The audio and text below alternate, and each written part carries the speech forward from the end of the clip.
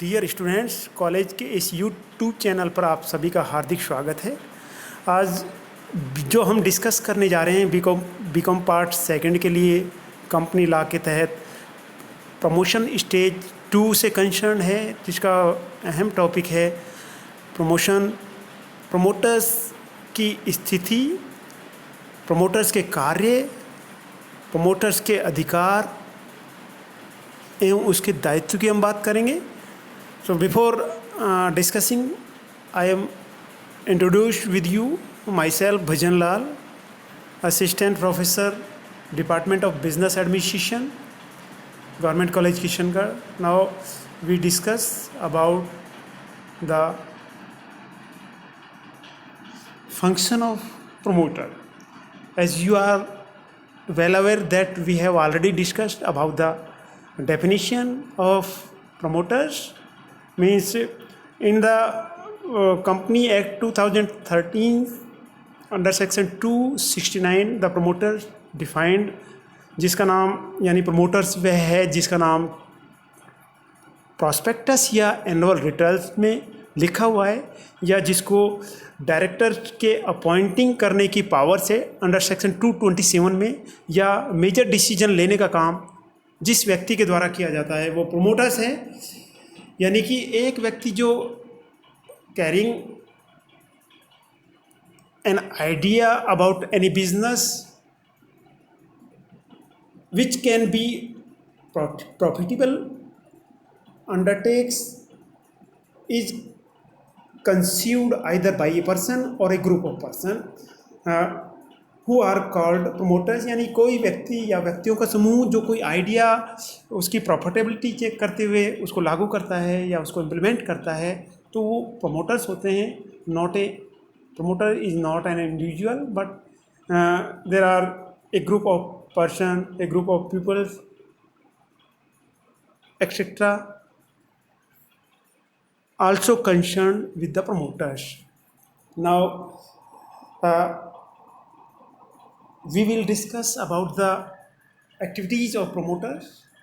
Number 1, conception of idea, यानी विचारों की अवधारणा को लेकर चलता है। उस पहले भी हम डिटेल में डिस्कस कर चुके हैं कि एक विचार उसके मन में है, एक ड्रीम है, और उस विचार को पूरा करने के लिए या उसकी इमेज को पूरा करने के लिए वो कई कार्य करता है, स्वप्न देखता है। उस ड्रीम्स को पूरा करने के लिए उसकी टेक्निकली फिजिबिलिटी देखता है, उसकी इकोनॉमिकली फिजिबिलिटी देखता है, उसकी फाइनेंशियली फिजिबल है या नहीं है। वो सारी चेक करने के बाद जो कंसेप्शन ऑफ आइडिया है उसको इम्प्लीमेंट या उस पर कार्य करना शुरू कर देता है। सेकंड, उसके बाद उस कंसेप्ट या आइडिया पर वो डिटेल्ड रिसर्च करता है। उसके लिए डेटाज उसको अवेलेबल होते हैं, बाहर से आउटसोर्स कर सकता है। उन डेटास के बिहाव पर वो देख सकता है कि ये जो आइडिया अपने लिए प्रॉफिटेबल होगा या नहीं, उस आइडिया के बिहाव पर क्या मैं कंपनी खड़ा कर पाऊँगा या नहीं कर पाऊँगा। उसकी फिजिबिलिटी चेक करने के लिए एक डिटेल्ड रिसर्च उसके द्वारा किया जाता है। इसके बाद डिटेल्ड रिसर्च करने के बाद जब उसको लगता है कि that is feasible idea which is convert into a company, then he arrange all resources that is concerned with 5 M's: man, materials, market, method, money, etc. He arrange the each and every component which is helpful for manufacturing any product or providing a service or goods. So it is concerned with arranging the essential resources for the project or for the idea. Third one, which is concerned, that is preliminary activities. Preliminary activities is concerned or called that activities or contact which is being done by the promoter before the obtaining certificate of incorporation. It is also called pre-contract register pre registration contract और promotion contract also called them, यानी कि प्रारंभिक अनुबंधों जो company के निर्माण से पहले के किए जाते हैं वो सारे के सारे अनुबंध प्रिलिमिनरी कैटेगरी में आते हैं। यानी कंपनी के रजिस्टर्ड ऑफिस का स्थान डिसाइड करना, यानी रजिस्टर्ड ऑफिस किस जगह होगा, किस स्टेट में होगा, कंपनी का नाम मालूम करना, अवेलेबिलिटी चेक करना और उसी से INC1 फॉर्म में जो अवेलेबल नेम है वो सजेस्ट करते हुए 3 नाम या 6 नाम सजेस्ट करते हुए उसकी अवेलेबिलिटी चेक करता है। To make appointment bankers, brokers and legal adviser, that is company secretary, chartered accountant,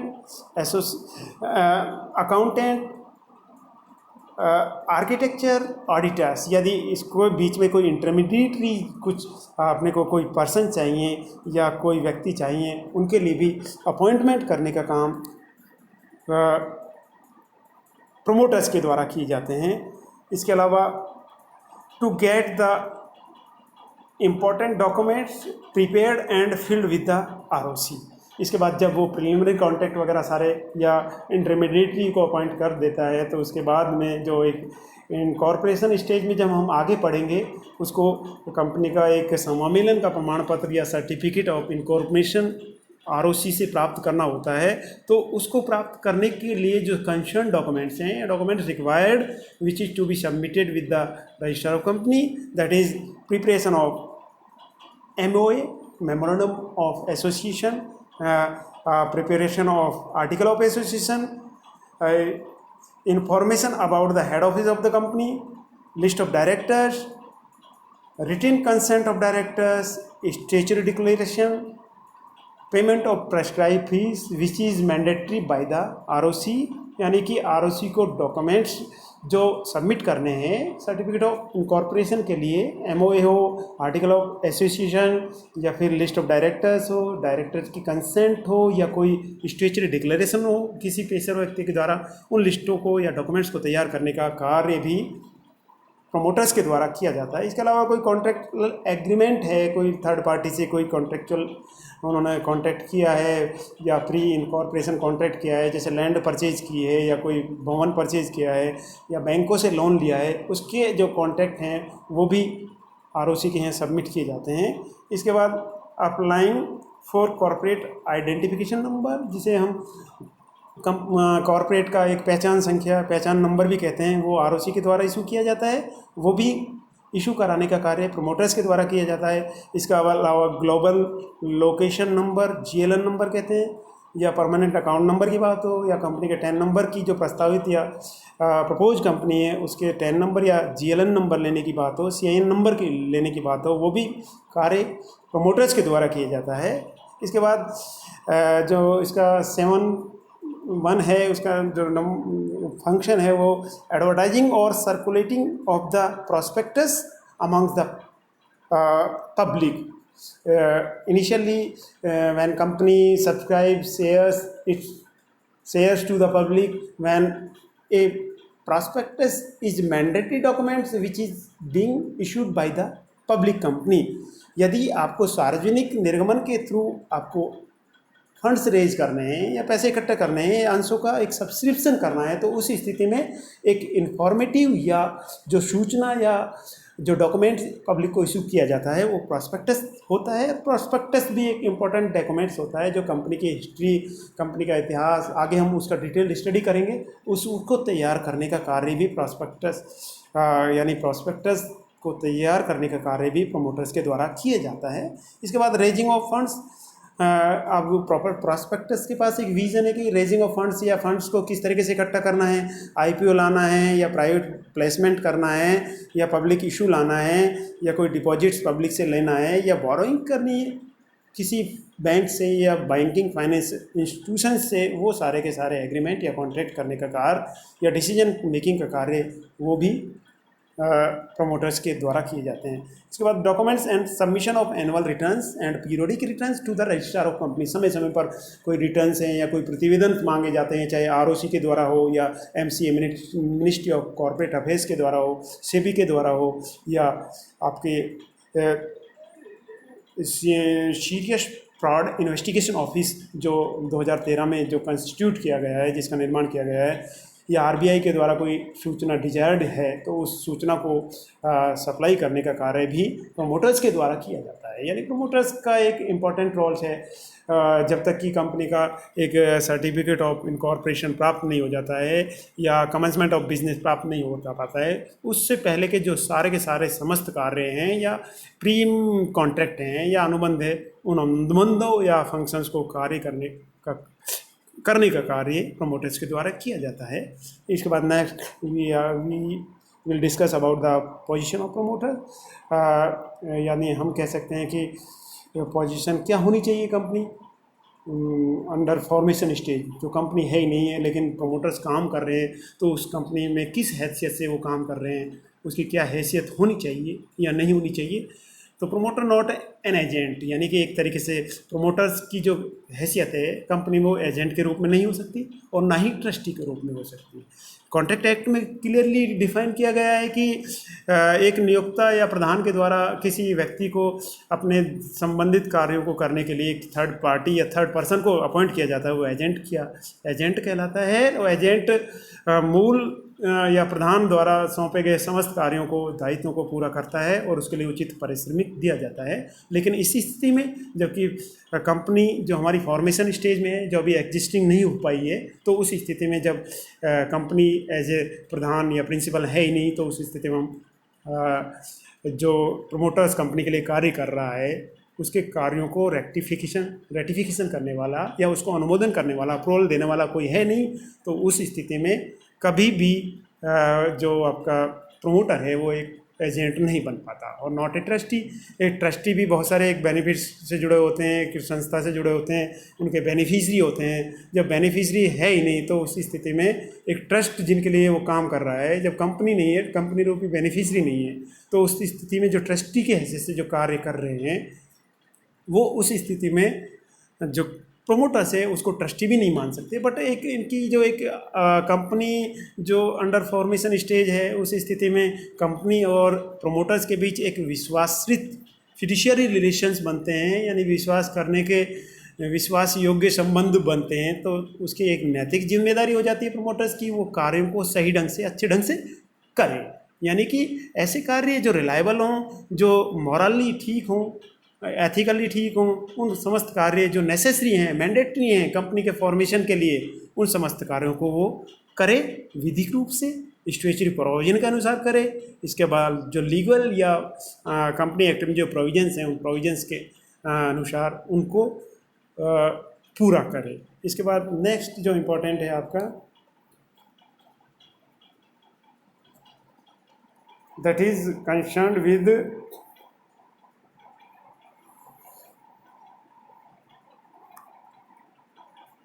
next आपका जो है duties of, we will discuss about the duties of promoters.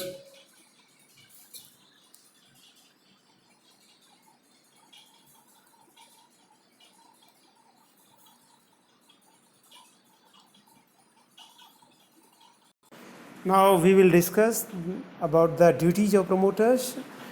Number 1, describe material facts, यानी सभी महत्वपूर्ण तथ्यों को प्रकट करें। कंपनी के प्रवर्तक का यह दायित्व है कि वे कंपनी के प्रवर्तन के संबंध में महत्वपूर्ण जो बातें हैं, सारगर्भित बातें हैं, जिन्हें हम मटेरियल फैक्ट्स कहते हैं, उन मटेरियल फैक्ट्स को डिस्क्लोज करें।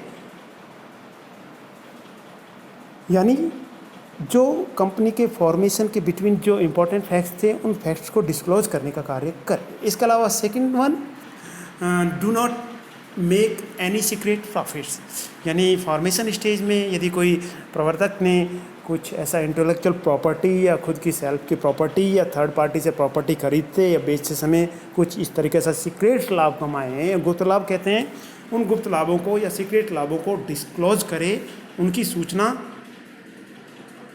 अवश्य दे। यानी कि एक तरीके से उनको हाईलाइट करे कि भाई ड्यूरिंग द फॉर्मेशन उसने कितना लाभ कमाया है, या एक जो इंटेलेक्चुअल प्रॉपर्टी या खुद की प्रॉपर्टी को बेचते समय उसमें कितना फ़ायदा उसको है, उस चीज़ को डिस्क्लोज करे। पहली बात तो विधिवत रूप से नियमानुसार होना ये चाहिए कि कोई भी एक मेजर जो पार्ट है लाभ का, जो सीक्रेट लाभ है उसको नहीं कमाएं, लेकिन कमाया है तो उसको डिस्क्लोज करना उसकी अति महत्वपूर्ण जिम्मेदारी होती है। इसके बाद second third one, not to make unfair use of his position, यानी कि उसकी स्थिति का या उसकी पद की जो स्थिति है उस स्थिति का वो एक प्रभावी या डोमिनेंट तरीके से यूज नहीं करे, अन्य सदस्यों या जो कंपनी के फॉर्मेशन से जुड़े अन्य प्रोफेशंस हैं उन पर डोमिनेंट प्रभाव नहीं बनाए, यानी उसकी स्थिति ऐसी प्रभावकारी नहीं होनी चाहिए ताकि थर्ड तृतीय पक्षकार उसके कार्य से एक्ट से इन्फ्लेक्टेड हो या फ्लुएंट करते हों, ऐसे कार्य उसके द्वारा नहीं किए जाने चाहिए। Number 5, to disclose the profit which he earned as trustee, यदि उसने ट्रस्टी के रूप में यदि कोई ऐसा या उसने प्रमोटर्स के रूप में ऐसा कोई प्रॉफिट कमा भी लिया है तो उस प्रॉफिट को डिस्क्लोज किसके सामने उसको करना है? जो इंडिपेंडेंट बोर्ड ऑफ डायरेक्टर्स जो बोर्ड ऑफ डायरेक्टर्स हैं उनके सामने वो उसको डिस्क्लोज करे। इसके अलावा आर्टिकल ऑफ एसोसिएशंस में उस बात को बताए। इसके अलावा प्रॉस्पेक्टस में इस चीज़ का जिक्र किया कि भाई इतना सीक्रेट प्रॉफिट कमाया है उसके द्वारा। इसके अलावा कोई एग्जिस्टिंग या आगे कोई शेयर होल्डर्स हैं इंटेंडेड, उनको डायरेक्टली आप बात करके बता सकते हैं कि इस तरीके से मेरा बेनिफिट्स इसमें ये जुड़ा हुआ है। इसके अलावा यदि उसने कोई परचेज की प्रॉपर्टी है उसका पूर्ण डिटेल्स उसकी प्रोवाइड कराना, अपनी स्थिति का अनुचित उपयोग नहीं करना, स्वतंत्र संचालक के रूप में नियुक्ति स्वीकार नहीं करना, इंडिपेंडेंट डायरेक्टर के रूप में एक प्रमोटर्स कभी भी कतई ही एक डायरेक्टर्स नहीं अपॉइंट किया जा सकता।